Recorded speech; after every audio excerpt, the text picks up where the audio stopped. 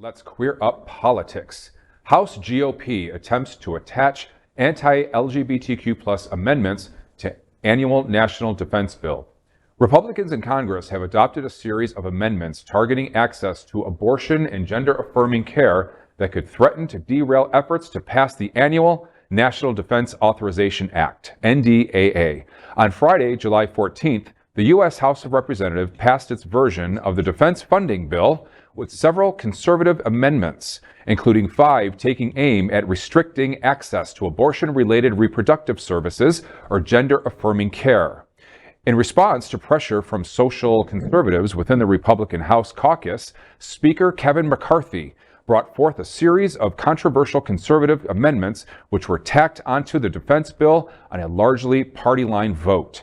Republicans also approved 2 transgender-related amendments. One would prohibit the health insurance program for active duty service members from converting the cost of gender confirmation surgery and hormone treatments for transgender individuals.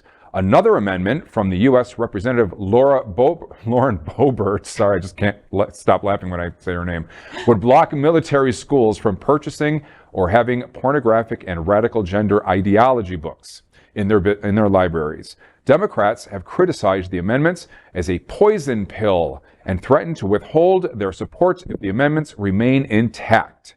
The Human Rights Campaign, HRC, has also called upon members of the House of Representatives to reject extremist attempts to attach anti-LGBTQ+ amendments to the NDAA. Boy, this is one of those things that I really hate about lawmaking, right? This is a defense bill, and then they're adding all sorts of other stuff to it. That's one part of this, right? But the other part is I am very grateful and thankful that this will not get anywhere with the Senate, right? And so they need both houses to be able to move this forward. And so the funny-duddy house that we have today is doing what it's doing, but thankfully the Senate will block this, and so will the president.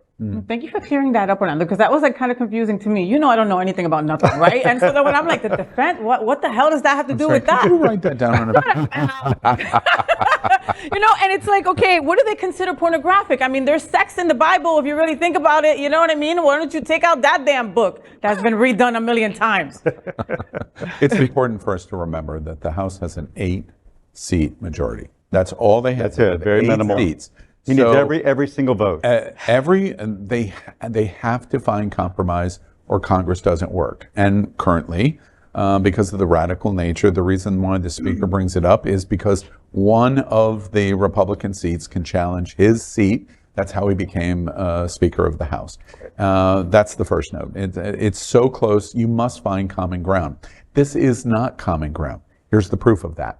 If you took the exact moment that we're in right now and moved it back to Donald Trump being president with the tiny majority that the Democrats had, and they did the same thing, the Republicans would be screaming bloody murder over it.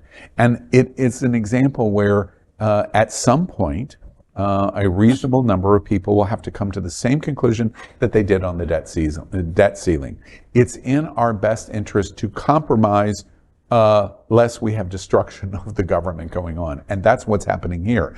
They're holding the military hostage for these very radical positions that they want, and not even the majority of radical in the Congress. It's a strong vocal minority that are doing it. And if that would have happened with the Democrats while Trump was president, it wouldn't have happened either. And I agree with Orlando. It's not going to happen this time either. We are Queer News Tonight, the world's first and only live daily LGBTQ+ evening news show, brought to you from Happening Out Television Network. We operate in the same model of PBS and NPR, but for the LGBTQ+ community. We educate, inform, and entertain by supporting the 10 pillars of our LGBTQ+ community, with more than 100,000 a week watching us on Roku, Apple Television, and other channels. To keep the story going, we accept donations with 100% transparency. Stay updated and live authentically with Queer News Tonight.